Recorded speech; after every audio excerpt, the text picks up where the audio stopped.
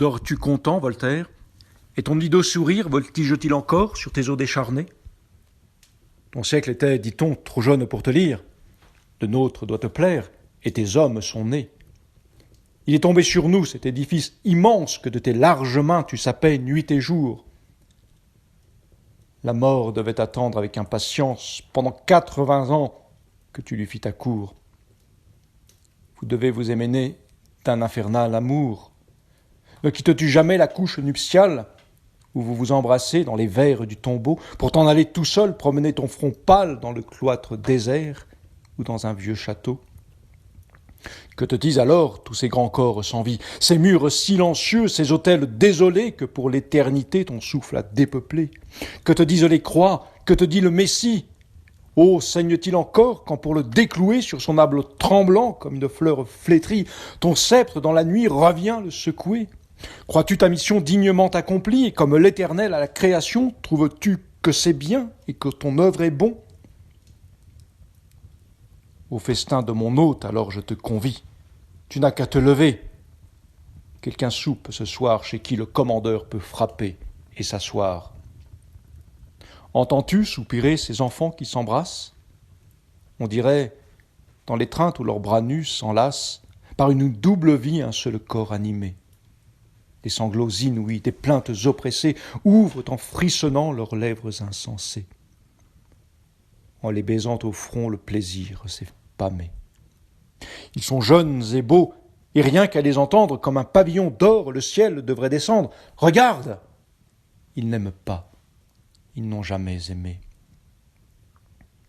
Où les ont-ils appris ces mots si pleins de charme que la volupté seule, au milieu de ses larmes, a le droit de répandre et de balbutier?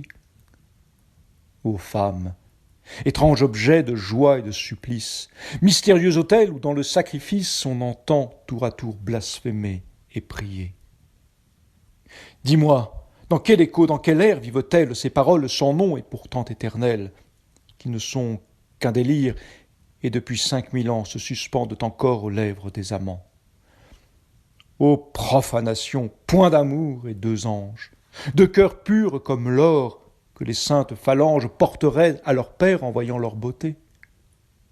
Point d'amour et des pleurs, et la nuit qui murmure, et le vent qui frémit, et toute la nature qui pâlit de plaisir, qui boit la volupté, et des parfums fumants, et des flacons à terre, et des baisers sans nombre, et peut-être, ô misère, un malheureux de plus qui maudira le jour. Point d'amour, et partout le sceptre de l'amour. Cloître silencieux, voûte des monastères, c'est vous, sombres caveaux, vous qui savez aimer. Ce sont vos froides nefs, vos pavés et vos pierres, que jamais lèvre en feu n'a baisé sans pâmer. Oh, venez donc rouvrir vos profondes entrailles à ces deux enfants-là qui cherchent le plaisir sur un lit qui n'est bon qu'à dormir ou mourir. Frappez-leur donc le cœur sur vos saintes murailles, que la haie sanglante y fasse entrer ses clous. Trempez-leur donc le front dans les eaux baptismales. Dites-leur donc un peu ce qu'avec leurs genoux il leur faudrait user de pierres sépulcrales avant de soupçonner qu'on aime comme vous. Oui. C'est un vaste amour qu'au fond de vos calices vous buviez à plein cœur, moine mystérieux.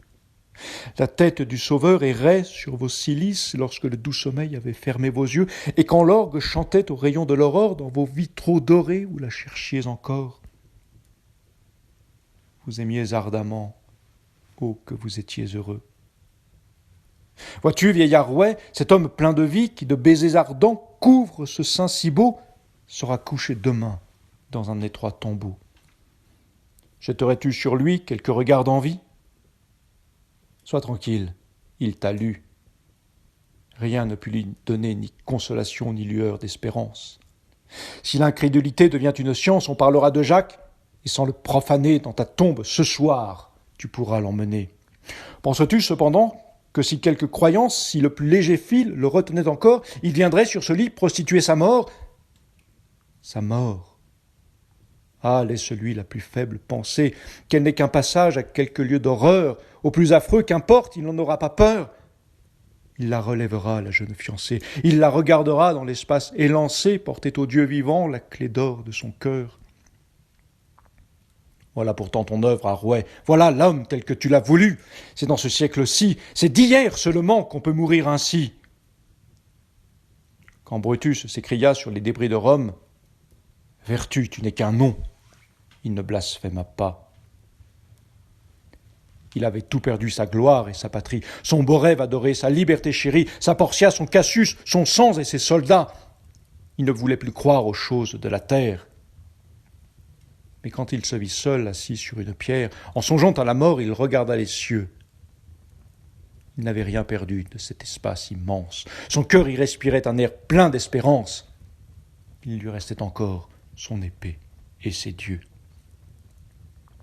Et que nous reste-t-il à nous, les déicides ?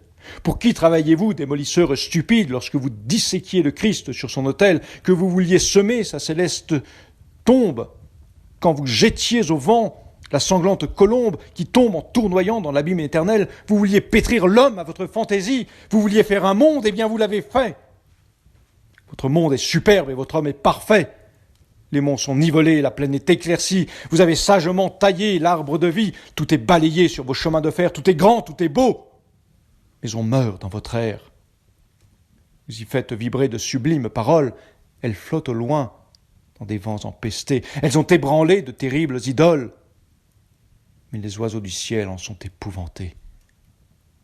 L'hypocrisie est morte, on ne croit plus aux prêtres, mais la vertu se meurt, on ne croit plus à Dieu. Le noble n'est plus fier du sang de ses aïeux, mais il le prostitue au fond d'un mauvais lieu. On ne mutile plus la pensée et la scène, on a mis au plein vent l'intelligence humaine. Mais le peuple voudra des combats de taureaux. Quand on est pauvre et fier, quand on est riche et triste, on n'est plus assez fou pour se faire trappiste. Mais on fait comme Escousse, on allume un réchaud.